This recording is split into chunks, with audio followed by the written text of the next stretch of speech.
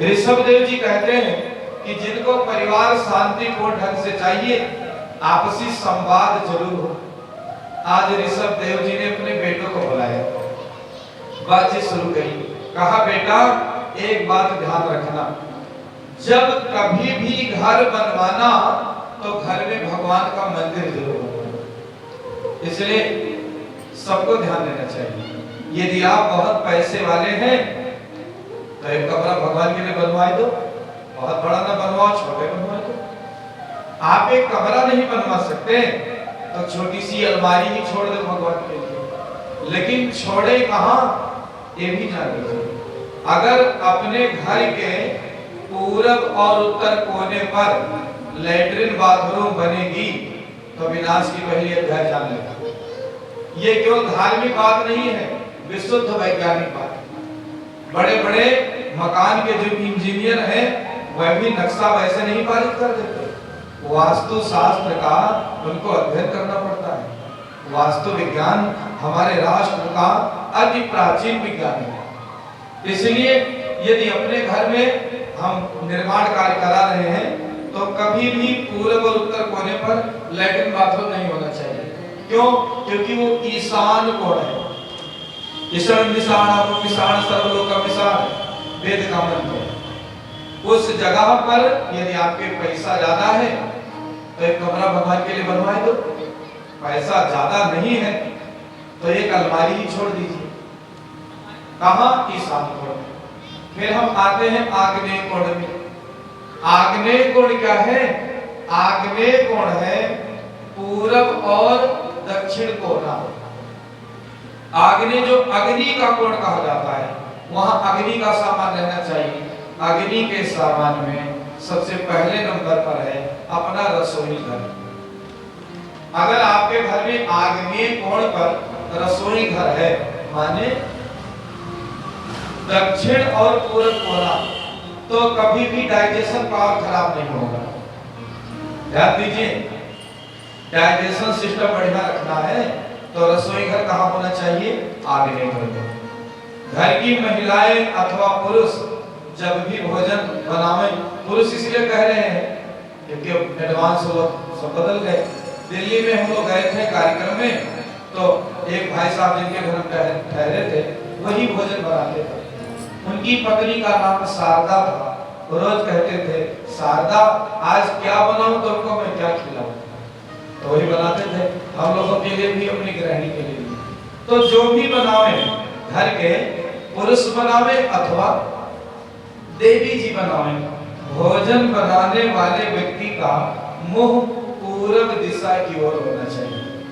कोई कहते हैं उत्तर नहीं। वास्तु विज्ञान का हमने अध्ययन किया है। वो वास्तु विज्ञान केवल एक ही दिशा की अनुमति देता है और वह है पूर्व दिशा की ओर मुंह करके भोजन बनाना। खड़े खड़े खाना, खड़े खड़े बनाना, ये बहुत बड़ा अवैज्ञानिक तरीका है। साइंस इस बात को स्वीकार कर चुकी है। अच्छा देखो, यदि आपने अपने बेटे का ब्याह खाना है, तिलक का प्रोग्राम है, ब्याह का प्रोग्राम है, वहां मजबूरियां हैं। आज के युग में आप 1000-1200 आदमी को अगर सोचें कि जमीन पर बैठा कर भोजन करा दे, नहीं कराया जा सकता। ठीक है, वो एक दिन का काम है, लेकिन घर में कब मजबूरी है भैया? घर में 5-7 खुराक का भोजन रहता है। इसलिए जमीन पर बैठकर बनाया जा सकता है, जमीन पर बैठकर खाया जा सकता है। हम ये नहीं कहते आप ऐसा करो, ध्यान दीजिए, भाई हम आपके जीवन के अधिकारी थोड़ी हो। बस व्यासपीठ से विनम्रता पूर्वक मैं आग्रह करता हूँ कि आप इन बिंदुओं पर विचार करें।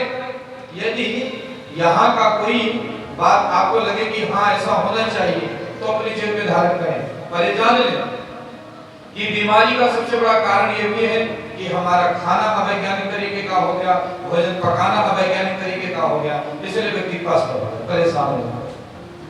सभी बीमारियों की जड़ है डाइनिंग टेबल। इसलिए पालथी मार के जमीन पर प्रेम के साथ बैठो, भोजन खाओ, स्वस्थ शरीर, स्वच्छ मन, फिर समय समय। तो आग्नेय कोण में कहा क्या होना चाहिए? रसोई घर। फिर आते हैं नैऋत्य मधुसूदन। नैऋत्य कोण, नैऋत्य कोण कहते हैं दक्षिण और पश्चिम कोने को। दक्षिण पश्चिम कोना नैऋत्य कोण है।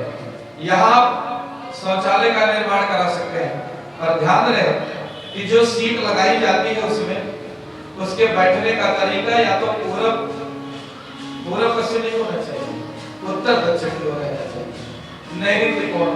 फिर हम आते हैं वायव्य कोण में। वायव्य तो जनार्दना, वायव्य कोण कहाँ होना चाहिए? वायव्य कोण है पश्चिम और उत्तर कोना। यहाँ क्या है?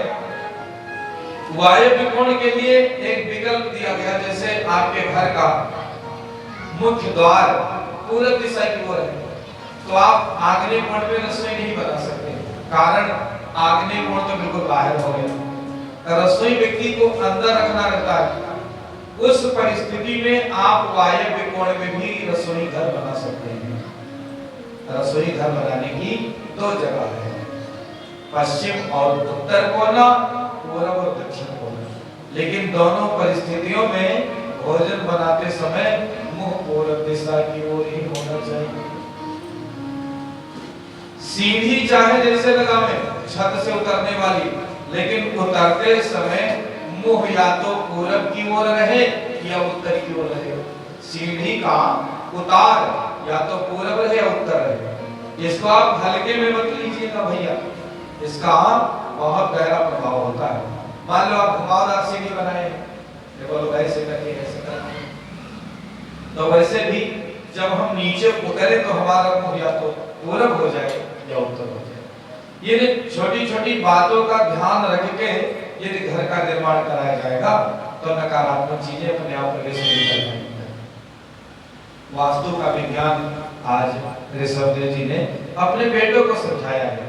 वे कहते हैं बेटा, घर बनवाओ तो मंदिर जरूर बनवाओ, और भोजन बनवाओ तो भगवान का भोग जरूर लगाओ, तो भोजन खाओ। हो सकता है किसी के मन में प्रश्न हो कि क्या भगवान खाते हुए यूं भोग लगाएं? नहीं भैया, भगवान को खिलाने के लिए भोग नहीं लगाया जाता, ये भी समझिए। भोग का ये कदापि अर्थ नहीं है कि भगवान खाते हैं। भगवान ये दाना नहीं खाने वाले। ध्यान रहे कि हम लोग जो खाते हैं शरीर में पहुंचकर वो 3 भागों में विभक्त होता है। कितने भागों में भाई बहनों? 3 भाग। पहला तो मलमूत्र बन के बाहर निकल जाता है, सबसे पहला काम ये होता है। दूसरा तो आंत ऐसे ऐसे करती है, आंत माने पूरा रस निकाल लेती है उसका, और उससे 7 धातुएं बनती है, मेद मज्जा रक्त मांस आदि। और तीसरा जो भाग है उससे मन बनता है। इसलिए हमारे पूर्वज कहते थे, जैसा खाओ अन्न वैसा बने मन। अन्न निर्भर करता है कि हमारा मन कैसा होगा, आहार डिपेंड करता है कि हमारा विचार कैसा होगा। इसलिए पुराने युग के लोग हर जगह नहीं खाते थे, सबके घर का नहीं खाते थे। आज का आदमी कहता है वो पाखंडी लोग थे, वो बहुत बड़े वैज्ञानिक थे। हम लोगों को जहां ठेला मिल जाए वहीं दोना लेकर खड़े हो जाते हैं, लेकिन वे हर जगह नहीं खाते थे। उसके पीछे यही कारण था कि एक निवाला आहार का गया देह के अंदर तो पूरा प्रभाव न दिखा कर परमानेंट। यदि कुसंस्कारी अन्न चला गया, बेईमानी का अन्न चला गया, तो उससे जो भी रस बनेगा वो उतनी देर तक बुद्धि विकृत रखेगा। यही कारण था कि पुराने समय के लोग हर जगह नहीं खाते थे, और इसके पीछे बहुत से दूसरा कारण नहीं। तो भगवान को भोग लगा देने से जो अन्न का कुछ संस्कार है वो नष्ट हो जाता है। इसलिए भोजन भोजन नहीं होता, भोजन प्रसाद हो जाता है। तो भगवान को भोग लगाने का कारण और भोग लगाना आवश्यक इसलिए भी है कि जैसे भोग लगाते, चूंकि भाई हमारे सामने भोजन आया तो अब अन्न का संस्कार को संस्कार आदमी कैसे जान पाओगे? तो भोग लगा दिया, भोग लगा तो उसका कुछ संस्कार नष्ट हो गया, कुछ संस्कार नष्ट हो गया तो भोजन प्रसाद हो गया। इसलिए भोग लगाकर ही भोजन पाना चाहिए। हमारी कितनी माताएं बहनें ऐसी हैं जो अपने घर में रोज भगवान का भोग लगाती हैं, लगाती हैं? बहुत बढ़िया, लगाना चाहिए। जो अभी तक नहीं लगाते थे भोग जरूर लगावें। कहती है पंडित जी हमको तो भोग लगाने का मंत्र ही नहीं पता है। नहीं पता तो वैसे रखी दो भगवान सामने, जल से घुमाए दो, तुलसी दल डाल दो। गायत्री मंत्र तो सबको पता है, सबसे ज्यादा वायरल मंत्र अगर कोई है तो गायत्री महामंत्र, छोटे छोटे बच्चे जानते हैं। तो पिताजी ने समझाया कि बेटा भगवान का भोग जरूर लगाओ। तीसरा बिंदु बताया है सत्संग जरूर करो।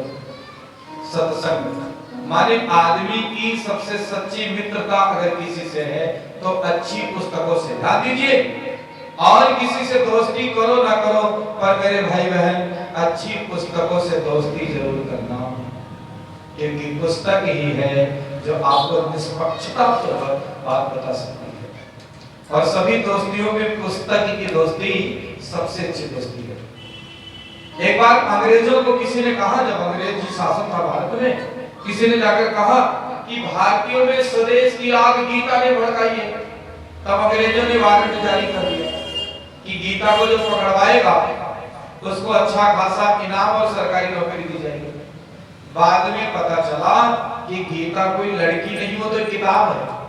तब वारंट कर दिया।